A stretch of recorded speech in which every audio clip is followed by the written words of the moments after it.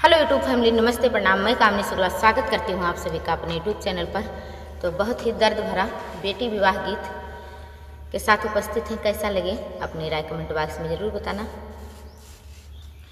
ऐसुआ तारहलियू मैया जी के कोरावा उचुकी उठियू या धीराती हो के करे दुआरे आया जी बाजन बाजाय कि हकार चाहे बिया हो क्या करे दुआरे आया जी बाजन बाजाय कि हकार चाहे बिया हो।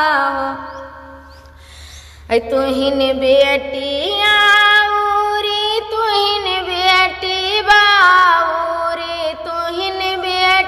चतुर सयान हो तुहारे बबैया द्वारे बाजन बाजाय तुहारा रचा है बिया हो।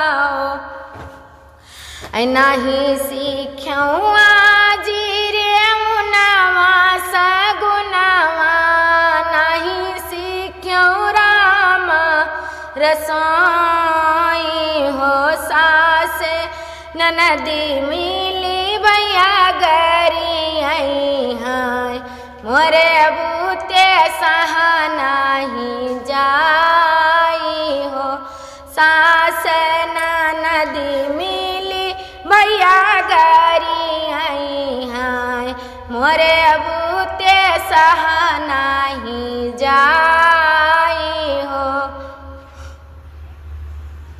ऐसी खिलियो बियाटी रे उनवा रे गुनवा सिखिलियो राम रसोई हो सास ननदी मिली भैया गरी आई हैं लाइली हो या चरा पसारी हो सास ननदी मिली भैया गरी आई हैं सुनीली हो या चरा पसारी हो।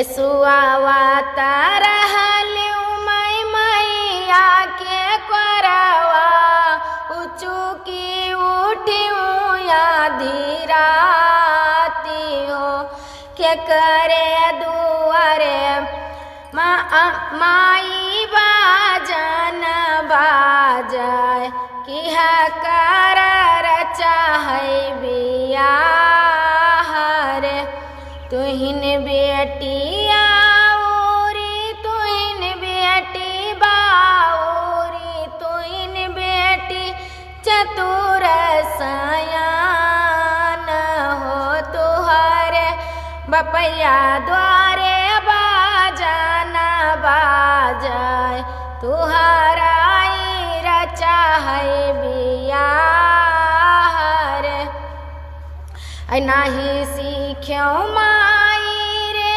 उनवा रे गुनवा नहीं सीख्यूँ राम रसोई रे सासु ननदी मिली भैया गरी आई हैं मोरे बूते सहाना ही जाई रे ऐसी खिलियो बियाटी रे उनवा रे गुनवा सिखिलियो राम रसोई हो सास ननदी मिली भैया गरी आई हैं सुनीली हो या चरा पसारी हो।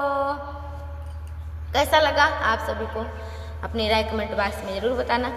ये गाना बहुत बड़ा है, ऐसे ही सभी परिवार को लगाकर कहा जाता है। जिसको भी गाना होगा अपने आप इसी तरह गाइएगा।